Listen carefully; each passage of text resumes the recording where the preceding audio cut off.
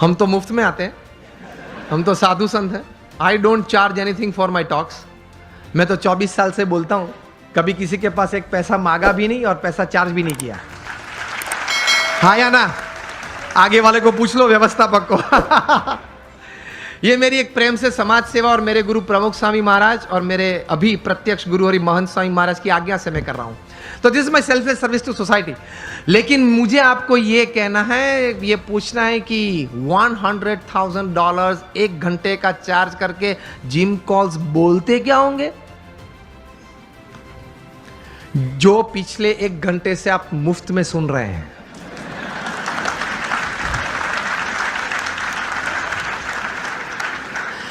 बात तो यही होती है, लेकिन वो 3 पीस सूट पहना होता है, टाई होती है, कॉलर माइक होता है और घूमते घूमते स्क्रीन के साथ बोलते हैं, उसके चार्ज बहुत चढ़ जाते हैं। और ये भगवे कपड़े पहन के बोलते तो बोलते हाँ, साधु संत को आदत होती है, बोलते रहते हैं, ठीक है। बात तो वही होती है। तो कहने की बात यह है कि ये लोग भी इतने बड़े management gurus, top class executives को सिखाते हैं कि अगर जीवन में कोई ऐसा प्रसंग बना जो आपको मंजूर नहीं है, जो आपकी इच्छा से विरुद्ध है, तो आप ये समझ लेना कि भगवान की इच्छा से बना है, तो ही आप स्थिरता रख पाओगे।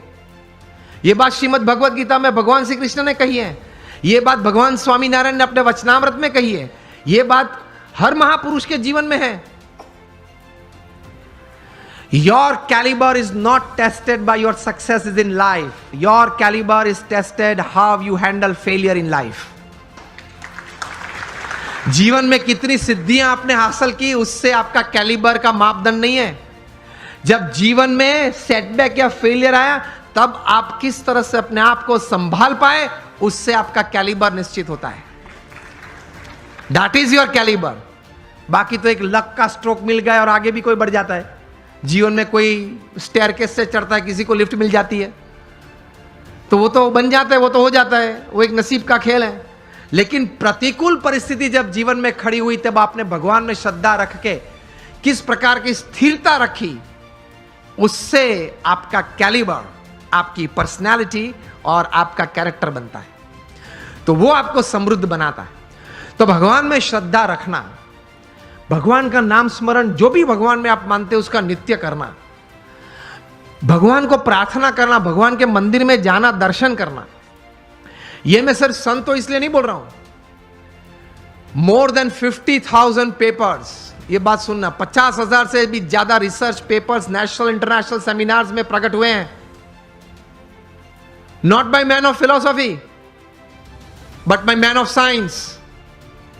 उन्होंने ये बातें साबित की कि प्रार्थना से या भगवान के नाम स्मरण से या ध्यान, मूर्ति के ध्यान से, भगवान को साष्टांग नमस्कार करने से फिजिकल, मेंटल और इमोशनल लाभ कितने होते हैं, उन्होंने सबूत के साथ प्रस्तुत किया है। 50,000 से, उसमें से 500 से ज्यादा पेपर्स की कॉपीज मेरे पास है। अभी ऑक्सफोर्ड यूनिवर्सिटी ने रिसर्च करके थोड़े महीने पहले यह बात बताई कि आप अगर भगवान के मंदिर में हम जब जाते हैं तब साष्टांग दंडवत प्रणाम करते हैं ना, अगर आप नित्य 5 साष्टांग दंडवत प्रणाम करें तो जीवन में कभी आपको ऑस्टियोपोरोसिस नहीं होगा। It is proved, scientifically proved, experimentally and clinically proved. ऐसी 1000 बातें मेरे पास है कि हमारे महान ऋषियों ने हमारे सत्य शास्त्र में जो बात लिखी है, it is absolutely scientifically true. तो ये श्रद्धा रखना, ये विश्वास रखना कि ये बात सही है, तो जीवन में आपको बहुत काम में आएगी ये सब बातें। तो कभी फंडामेंटल्स को प्रश्न मत पूछना, भगवान कहां है, किसने देखे हैं। सी, ये वर्ल्डली बातें हैं, is first seeing and then believing. जो दुनियावी बात है उसमें सिद्धांत क्या है? First seeing and then believing. भगवान की बातों में है first believe and then see. बात ही अलग है, तरीका ही अलग है। तो दुनियावी बात का तरीका आप वहां कैसे जुड़ पाओगे? तो फंडामेंटल्स को कभी प्रश्न मत पूछना। एक बार एक आईआईएम में मैं ऐसे ही बात कर रहा था, क्वेश्चनर हुआ, तो क्वेश्चनर में किसी ने प्रश्न पूछा कि स्वामी आप बात कर रहे हैं भगवान की, लेकिन मैंने भगवान नहीं देखे, और पहले मुझे आप ये बताइए कि ये ग्रंथ किसने लिखा, कब लिखा, श्रीमद् भागवत कब लिखा, किसने लिखा, कैसे लिखा, क्या प्रसंग था, ये बातें कैसे सही थी। मैंने बोला आप मुझसे उत्तर चाहते हैं? तो उन्होंने बोला हाँ। मैंने बोला उत्तर के पहले मैं आपको एक प्रश्न पूछना चाहता हूं। आप क्रिकेट खेले हो? आप में से किसी को पता है कि ये 3 स्टंप किसने नक्की किए? मैं भी क्रिकेट खेला हूं। हमने किसी ने ग्राउंड पे जाके प्रश्न नहीं पूछा। आप सब बुद्धिशाली हो, इंटेलिजेंट हो, पढ़े लिखे हो, लेकिन एक भी व्यक्ति मेरे सामने अभी उंगली ऊंची करके बताए कि मैंने एक बार क्रिकेट के ग्राउंड पे जाके अंपायर को या मेरे कैप्टन को या अपोजिशन टीम को पूछा था कि ये 3 स्टंप तैर किसने किए, उसको नक्की करने की अथॉरिटी किसने दी, उसने 3 नक्की किए तो वो एक्सेप्टेंस करने वाली कमिटी कौन थी, उसका नाम आप मुझे दे, उसके बाद मैं क्रिकेट खेलूंगा। चलो उस वक्त बुद्धि नहीं थी, अभी तो है ना, मैंने बताई आपको। अभी कल जाकर पूछना। आप मैच चालू होने से पहले आप ओपनिंग बैट्समैन के रूप में बैट लेके अंदर गए और पूछो पहले मुझे ये 3 स्टंप का इतिहास बताएं, ये 22 यार्ड के पीछे उसका इतिहास बताएं, ये बाउंड्री लाइन का इतिहास बताएं। फिर अगर मुझे उसमें कॉन्फिडेंस आया तो ही मैं क्रिकेट खेलूंगा। तो बाकी के खिलाड़ी क्या बोलेंगे? अलग अलग उत्तर आते हैं। बोलेंगे तो नहीं, अगर मेरा जैसा को तो बैट एक पीछे से मारेगा, चल बाहर। व्हाट आई मीन टू से, ये सिद्धांत याद रखना, अगर जीवन में कोई भी क्षेत्र में काम करना हो या आनंद लेना हो, सिद्धांत फंडामेंटल्स को कभी प्रश्न मत पूछना, पद्धति को प्रश्न पूछना, सिद्धांत को मत पूछना, सिद्धांत स्वीकार लेना। उसी तरह भगवान का आनंद, भगवान की शक्ति का आनंद और भगवान के कर्तव्य जीवन में अगर महसूस करना है तो उनके अस्तित्व के बारे में कभी प्रश्न पूछना नहीं, पूछना, स्वीकार लेना, चलते रहना, आगे आगे आगे आपको सब कुछ दिखेगा।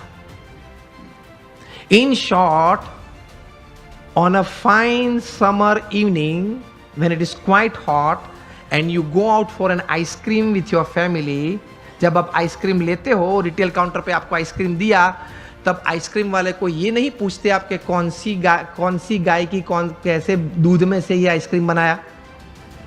पूछते हो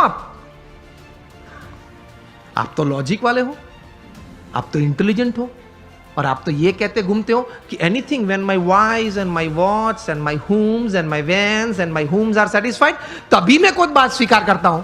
आप तो ये कहते हैं, पढ़े लिखे हैं।